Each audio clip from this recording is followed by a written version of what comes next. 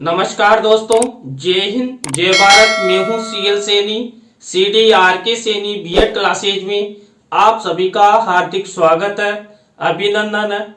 दोस्तों, हमारे इस चैनल के माध्यम से आपके बीएड पाठ्यक्रम, आपके डीएड पाठ्यक्रम, आपके बीए बीएड पाठ्यक्रम और बीएससी बीएड पाठ्यक्रम पर आधारित जो भी टॉपिक है जो आप द्वारा हमें सेंड किए जाते हैं उन पर हम आपसे चर्चा करते हैं।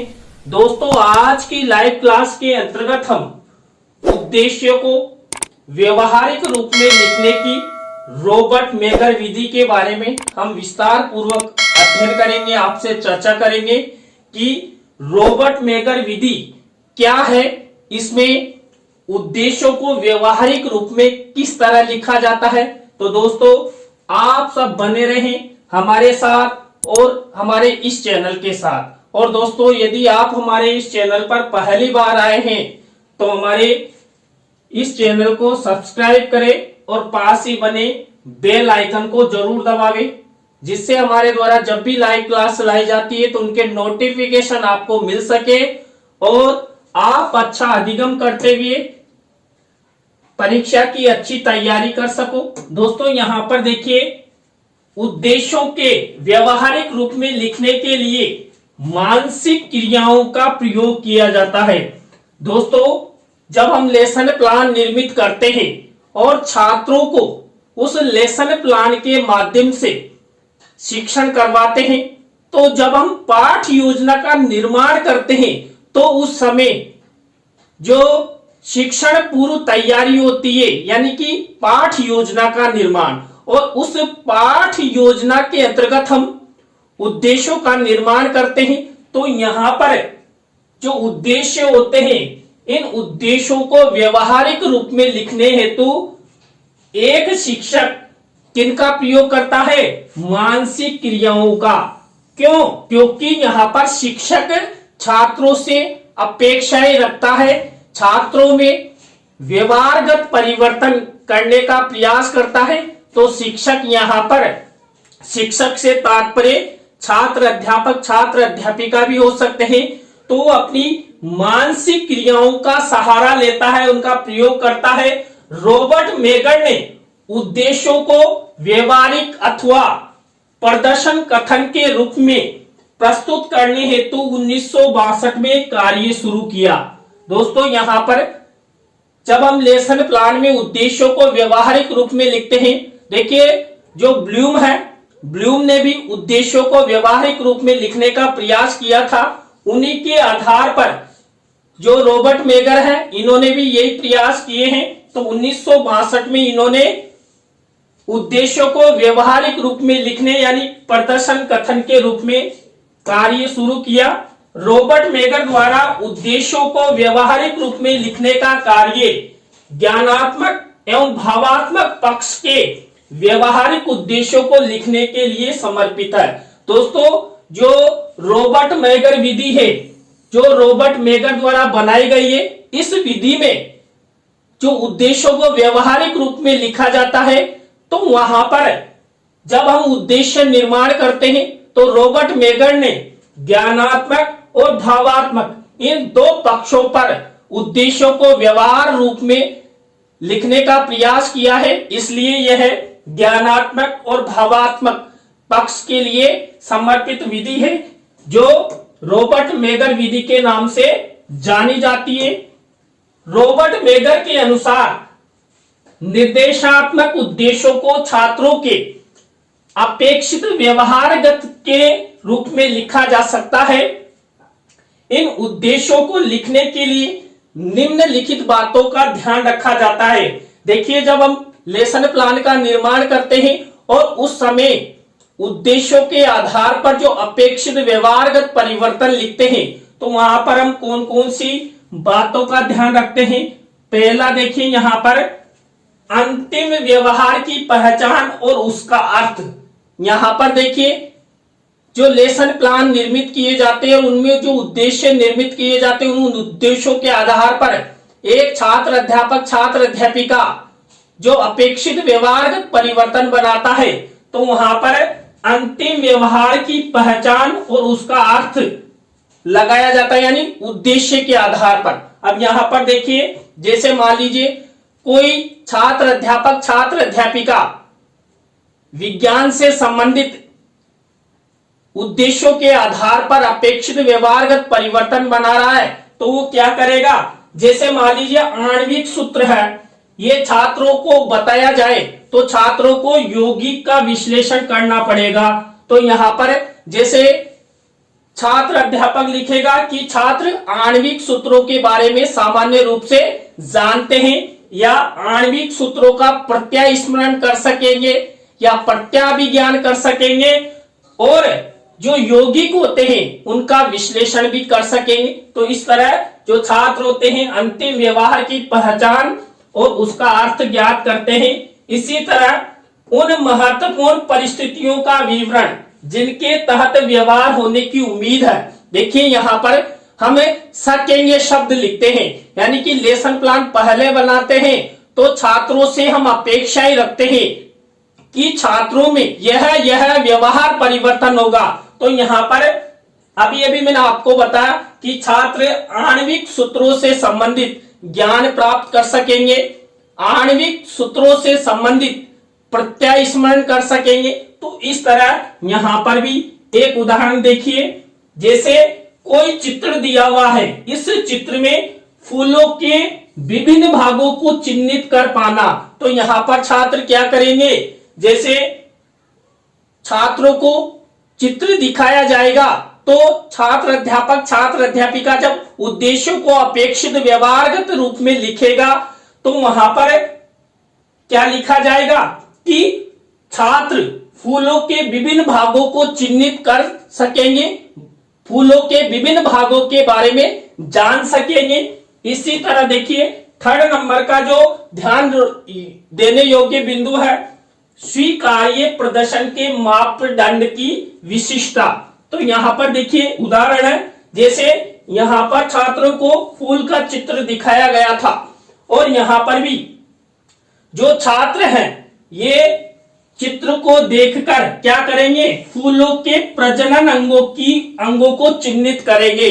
छात्र अध्यापक फूल को दिखाएगा और छात्र क्या कर सकेंगे कि जो फूलों के प्रजनन अंग है उनको चिन्हित कर सकेंगे।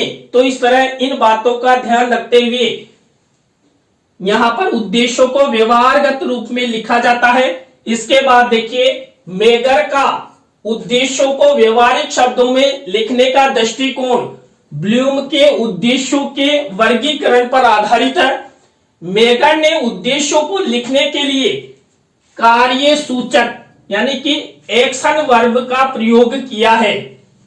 यहां पर देखिए इस प्रक्रिया के माध्यम से एक छात्र के व्यवहार और सीखने की प्रक्रिया को व्यवहारिक शब्दों में लिखा जा सकता है और आसानी से मूल्यांकन और मापा जा सकता है। देखिए जब हम लेसन प्लान का निर्माण करते हैं और वहां पर जब उद्देश्यों को सामान्य रूप में लिखते हैं, व्यवहारिक रूप में लिखते हैं, तो छात्रों को अधिगम होता है। इसलिए यहां पर यदि उद्देश्यों को हम सामान्य रूप में लिखेंगे तो उनका मापन और मूल्यांकन भी अच्छे से कर सकते हैं।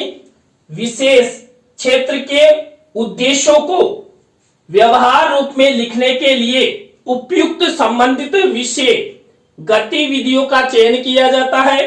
तत्पश्चात विषय सामग्री को कार्य गतिविधि से जोड़कर व्यवहारिक रूप में उद्देश्यों को लिखा जाता है।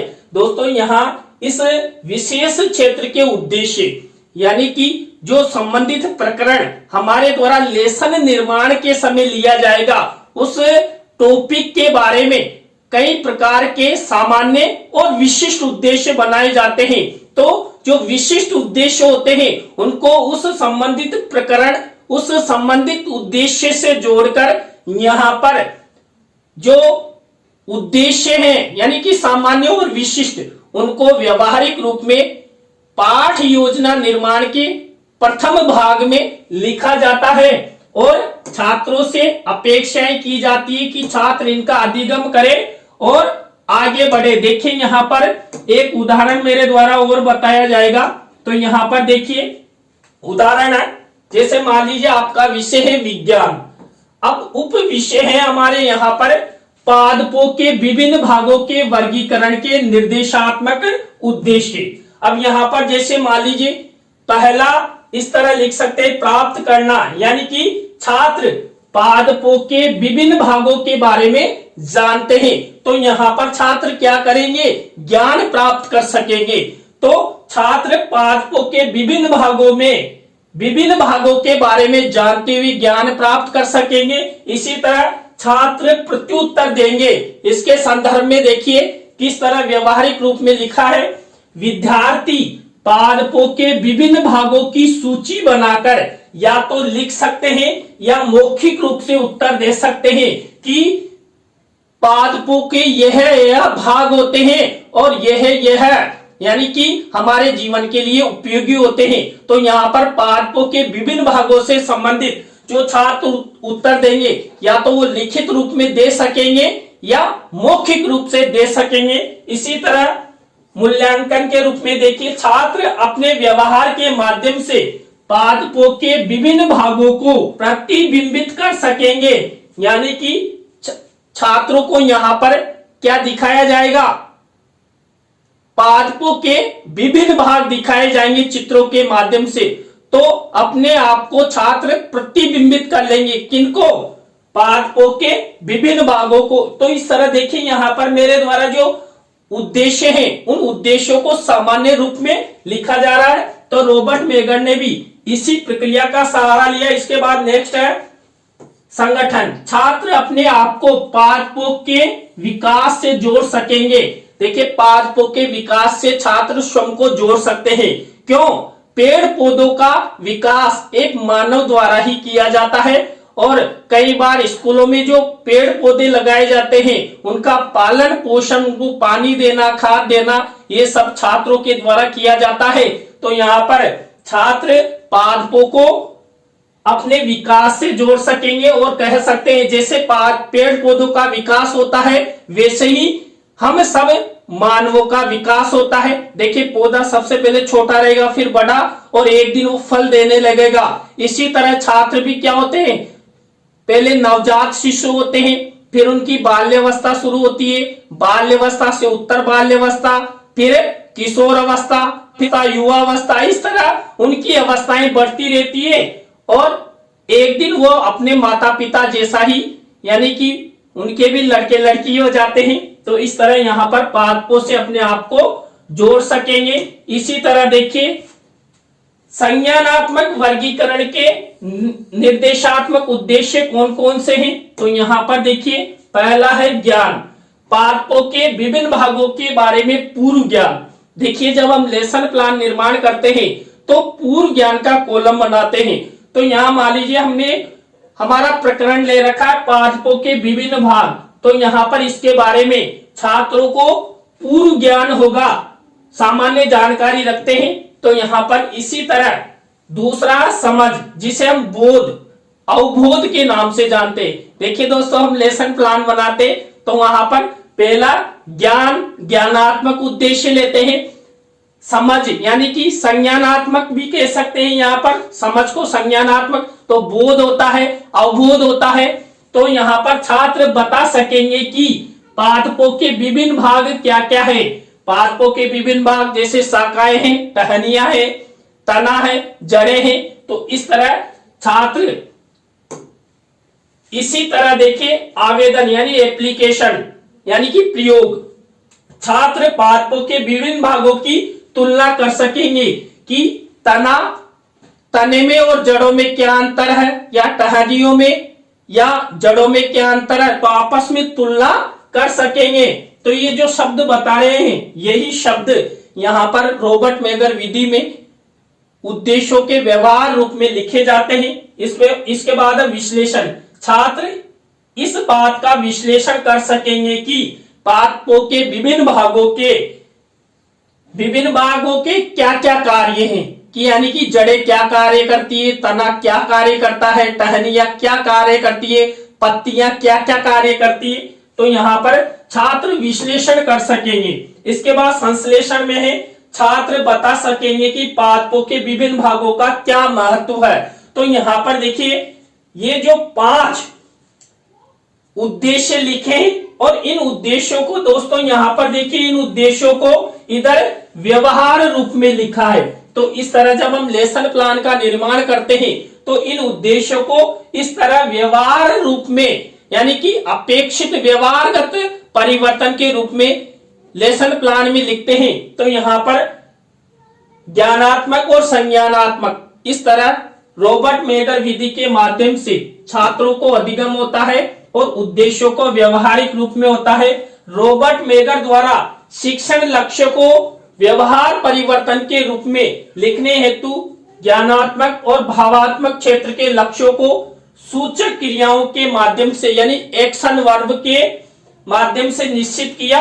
उनके द्वारा जो प्रारूप दिया गया वो प्रारूप देखिए यहां पर ये है प्रारूप। देखिए उन्होंने इस तरह वर्गीकरण किया। कार्य सूचक क्रियाएं एक्शन वर्ब ये हैं जिसमें हम इन उद्देश्यों को यहां पर व्यवहार रूप में लिख सकते हैं। देखिए दोस्तों पहला जो ज्ञान यानी नॉलेज, अब यहां पर देखिए मैंने कार्य सूचक क्रियाओं के रूप में लिखा है प्रत्याभिज्ञान, प्रत्यास्मरण, कथन करना, परिभाषा देना, पहचानना, चयन करना, मापन करना, सूची देना और लिखना। अब यहां पर जब हम लेसन प्लान निर्माण करेंगे तो इस उद्देश्य यानी ज्ञान उद्देश्य के आधार पर किसी भी टॉपिक से संबंधित जैसे छात्र प्रत्याभिज्ञान कर सकेंगे, छात्र प्रत्यास्मरण कर सकेंगे, छात्र परिभाषा दे सकेंगे। तो इस तरह हम उद्देश्यों को व्यवहार रूप में लिख सकते हैं। तो यहां पर ये मेगर द्वारा दिए हुए कार्य सूचक क्रियाएं हैं और ये उद्देश्य हैं। इसी तरह छात्र विषय वस्तु से संबंधित चयन कर सकेंगे, मापन कर सकेंगे या सूची बना सकेंगे। मान लीजिए पेड़ पौधों के कार्य हैं उनकी क्या कर सकेंगे, सूची बना सकेंगे या पेड़ पौधों से संबंधित महत्व को लिख सकेंगे।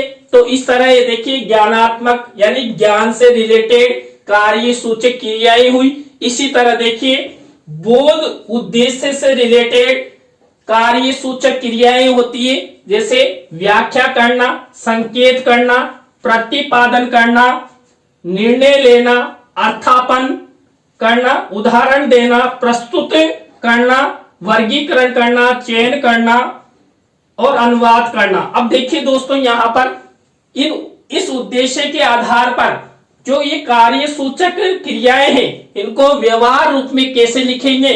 जैसे छात्र संबंधित प्रकरण की व्याख्या कर सकेंगे, संबंधित प्रकरण के माध्यम से छात्रों को संकेत दे सकेंगे, छात्र परिभाषाओं का प्रतिपादन कर सकेंगे या छात्र संबंधित प्रकरण के बारे में निर्णय ले सकेंगे, अर्थापन कर सकेंगे या जैसे मान लीजिए हमने पादपों के विभिन्न भाग से संबंधित जो प्रकरण लिया था अभी पहले, तो छात्र क्या करेंगे, छात्र पादपों के विभिन्न भागों से रिलेटेड संबंधित उदाहरण दे सकेंगे या पादपों के बारे में छात्रों के सामने ज्ञान प्रस्तुत कर सकेंगे या वर्गीकरण कर सकेंगे, इसी तरह चयन कर सकेंगे। इस तरह देखिए इनको हम लेसन प्लान निर्माण करते समय इन सब कार्य सूचक क्रियाओं का उपयोग हम लेसन प्लान में उद्देश्यों को व्यवहारिक रूप में लिखते समय प्रयोग कर सकते हैं। इसी तरह यहां पर देखिए नेक्स्ट उद्देश्य प्रयोग एप्लीकेशन। यहां पर जैसे पूर्व कथन करना, गणना करना, प्रयोग करना, प्रदर्शन करना, जांच करना, बनाना, पाना, व्याख्या करना। तो इस तरह प्रयोग के आधार पर इन सब कार्य सूचक क्रियाओं को हम इस उद्देश्य के आधार पर इसको व्यवहार रूप में लिख सकते हैं। तो इस तरह ये 3 उद्देश्य हुए, ज्ञान, बोध और प्रयोग। इसके बाद 4th नंबर का यहां पर उद्देश्य है विश्लेषण। देखिए ज्ञानात्मक उद्देश्य से रिलेटेड, तो यहां पर देखिए इसकी जो कार्य सूचक क्रियाएं दी गई है, यहां पर विश्लेषण करना, निष्कर्ष निकालना, भेद करना, विभाजन करना, तुलना करना, आलोचना करना, पुष्टि करना, इन सब शब्दों को यानी कि कार्य सूचक क्रियाओं को हम इस उद्देश्य के आधार पर क्या कर सकेंगे, व्यवहार रूप में लिख सकेंगे। तो रॉबर्ट मेगर ने विश्लेषण जो उसके द्वारा ये उद्देश्य दिया गया, इस उद्देश्य के आधार पर ये सब कार्य सूचक क्रियाएं हैं। इसी तरह उन्होंने जो संश्लेषण नामक उद्देश्य बताया, किसके अंतर्गत, ज्ञान के अंतर्गत। तो यहां पर ये कार्य सूचक शब्द हैं, क्रियाएं हैं। तो जैसे तर्क करना, वाद विवाद करना, व्यवस्थित करना, सामान्यीकरण करना, चयन करना, निष्कर्ष देना, पूर्व कथन करना, संक्षिप्त करना। अब देखिए यहां पर जैसे मान लीजिए कोई सा भी शब्द लेते हैं, पूर्व कथन करना, कि छात्र पादपों के विभिन्न भागों से रिलेटेड पूर्व कथन कर सकेंगे। मान लीजिए गणित की पाठ योजना बना रहे तो छात्र त्रिभुज के बारे में पूर्व कथन कर सकेंगे, या छात्र त्रिभुज से संबंधित तर्क कर सकेंगे, या त्रिभुज और चतुर्भुज में किसी भी प्रकार का वाद विवाद यहां पर कर सकेंगे। तो इस तरह इन शब्दों को यूज करते हुए हम व्यवहार रूप में लिखते हैं। इसके बाद मूल्यांकन। अब मूल्यांकन से रिलेटेड मेगर ने कौन कौन सी कार्य सूचक क्रियाएं दी, जैसे विश्लेषण करना है, निष्कर्ष निकालना है, भेद करना है, अलग करना है, विभाजन करना है, तुलना करना है, आलोचना करना है, पुष्टि करना है। इस तरह इनसे रिलेटेड हम क्या करेंगे, छात्र छात्राओं के मूल्यांकन से रिलेटेड अपेक्षित व्यवहारगत परिवर्तन बनाए। दोस्तों आप इनको अच्छी तरह समझ सकते हैं। मेरे द्वारा जो भी लेसन प्लान निर्माण किए जाते हैं, इन शब्दों में से, इन कार्य सूचक क्रियाओं में से कई शब्दों का यूज किया जाता है।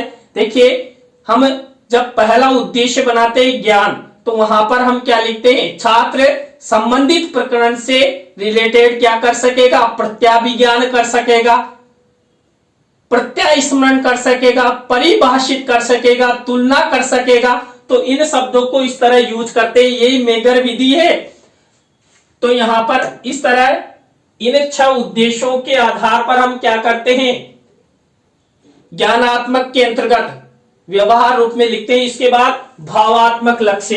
देखिए पहले ज्ञानात्मक लक्ष्य था, अब भावात्मक। अब देखिए उन्होंने पहला यहां पर भावात्मक लक्ष्य में कौन सा उद्देश्य बताया, ग्रहण करना। अब ग्रहण करना, इससे रिलेटेड ये कार्य सूचक क्रियाएं, जैसे सुनना, स्वीकार करना, पसंद करना, ग्रहण करना, प्रत्यक्षीकरण करना, चयन करना। यहां पर भी वो क्या कर सकेंगे, जैसे मान लीजिए पादपों से संबंधित विभिन्न प्रकार का ज्ञान ग्रहण कर सकेंगे, पादपों के विभिन्न भागों का प्रत्यक्षीकरण कर सकेंगे, या छात्र पादपों में से महत्वपूर्ण वस्तुओं को ग्रहण कर सकेंगे। इसी तरह देखिए अनुक्रिया से रिलेटेड कार्य सूचक क्रियाएं हैं, उत्तर देना, कथन करना, सूची बनाना, विकास करना, चयन करना और लिखना। इसी तरह मूल्यन वैल्यू से रिलेटेड है, स्वीकार करना, भाग लेना, संकेत करना, प्रभावित करना और निर्धारण करना। इस तरह देखिए यहाँ पर ये जो भावात्मक लक्ष्य हैं, इनके आधार पर इन सब कार्य सूचक क्रियाओं का प्रयोग करते हुए हम इनके आधार पर इनको अपेक्षित व्यवहारगत परिवर्तन वाले कॉलम में इन शब्दों का यूज करते हुए उद्देश्यों को व्यवहारिक रूप में लिख सकते हैं। इसी तरह दोस्तों यहाँ पर देखिए नेक्स्ट है भावात्मक लक्ष्य विचारना।